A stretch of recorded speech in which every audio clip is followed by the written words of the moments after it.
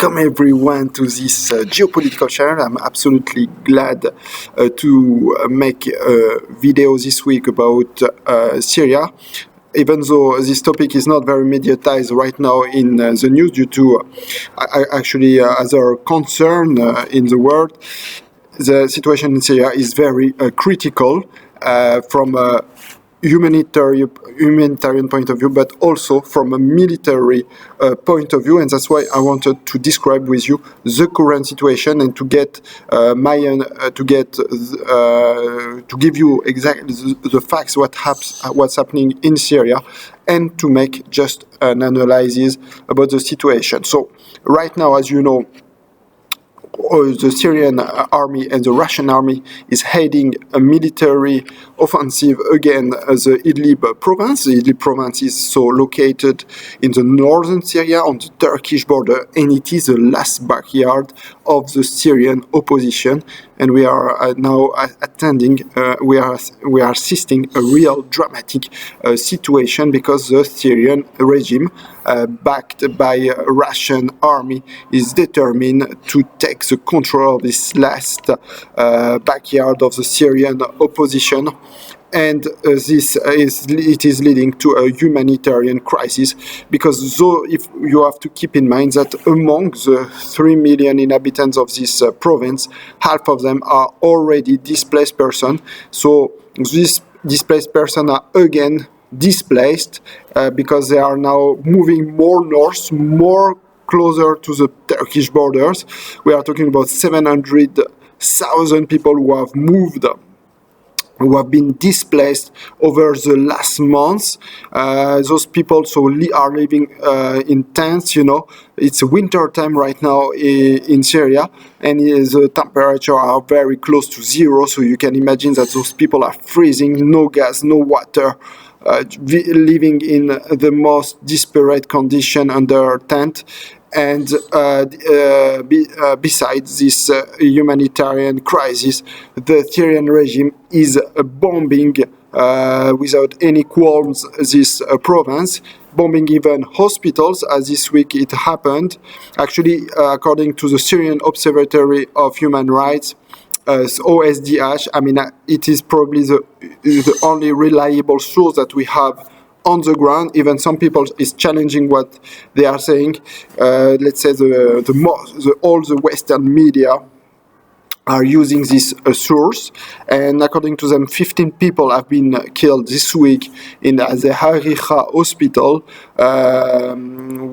You have to know that most hospitals in the Idlib province have been bombed by the Russian army over the last months. So it means that all people who need some medical treatment, are unable to be healed right now due to the fact that most hospitals are out of service in the Idlib province. And among those 15 people killed in the Hariha hospital, some of them were doctors.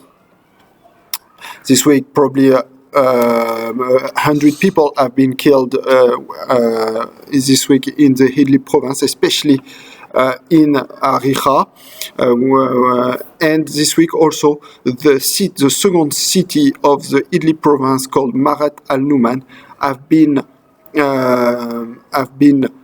seized by the Syrian army on the ground.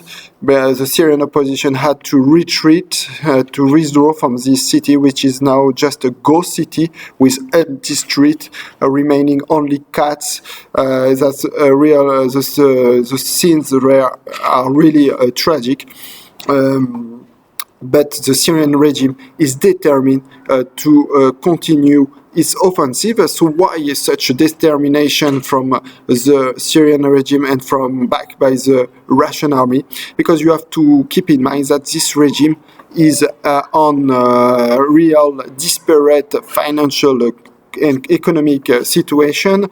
It's as we talk in our other videos, the Syrian regime is unable to feed its population. The economy is collapsing. The value of the Syrian pound decreased from around 500-600%. So it's a real, let's say, a total financial collapse that we are seeing in Syria. And in a way to revive this, totally, dead economy, the Syrian regime is trying to get the control of two main strategic roads called M4 and M5. So the M5 highway is connecting Damas to Aleppo, so the two main cities of Syria, Damas, which is the administrative capital of Syria, and Aleppo, which is probably, who used to be before the war, the economic capital of Syria. And the second main strategic road is the M4, which is linking Latakia, which is the capital of the Alawite region, which is on the coastal sea, on the coastal Mediterranean Sea, and which is linking Aleppo. So you see those two strategic roads are essential for the regime to revive the trade between cities, and that's why it is determined to take the control as quickly as possible before a total collapse, of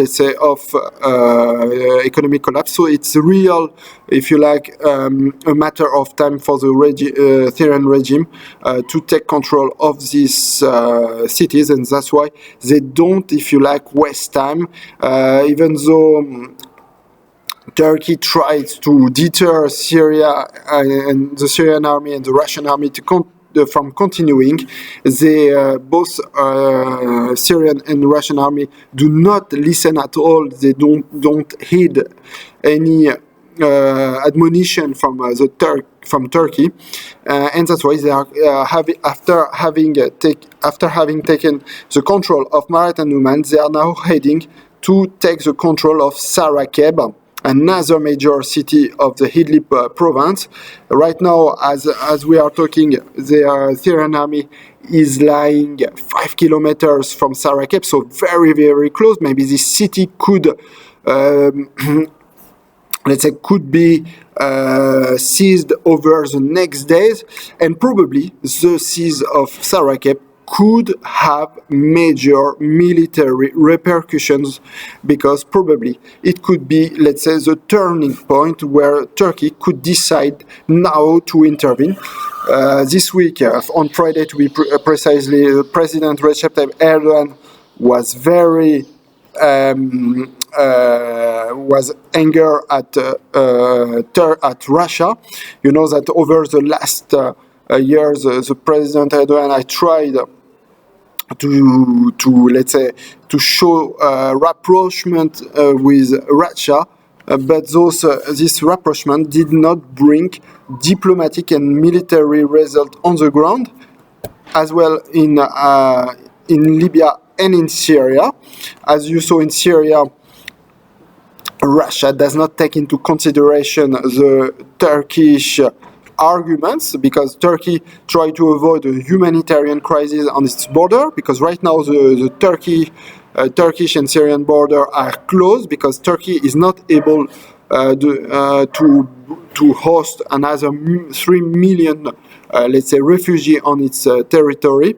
So that's why Turkey tried to end this offensive and to try to find a diplomatic solution, but the Russians do not heed the Turkish arguments, and on the Libyan conflict, that's the same result. Despite negotiation between President Erdogan and Putin, the Marshal Haftar did not sign the ceasefire.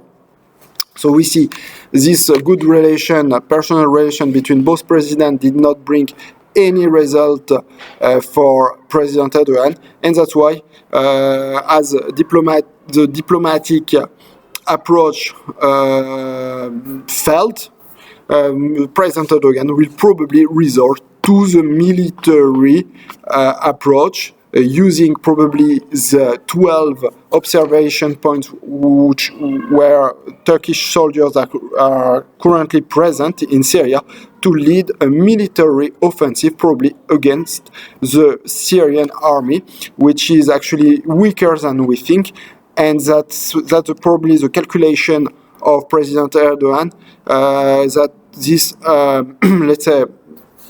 an offensive from the Turkish army against the Syrian army could show how weak is the Syrian army. The only problem for sure is that this Syrian army is backed by the Russian army. So how would Russia would react to such a scenario? Would Russia would attack the Turkish army, or will try to calm down the situation?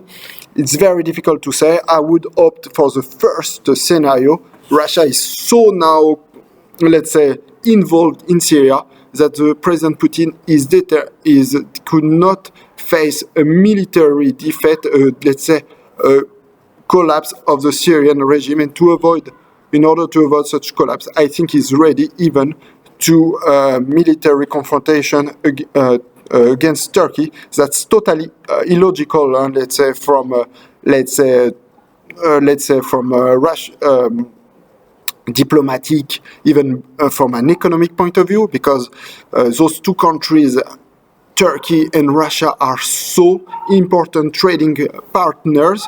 Actually, that was a calculation of President Erdogan to create such interdependency between both countries that actually Russia would make concessions on different military conflict, but probably President Putin is making other calculation. He wants still, to show the Russian prestige, how Russian army is strong on different fields in Syria, in Libya, and even elsewhere, that he could not concede any military defeat, and that's why now Russia would have to choose between siding with the Syrian regime or trying to save, let's say, the good relation between Turkey and Russia, and we will see what President Putin will opt for over the next week. Probably, as I said, he will opt for saving, protecting the Syrian regime, but that will have a very high economic and military cost for Russia.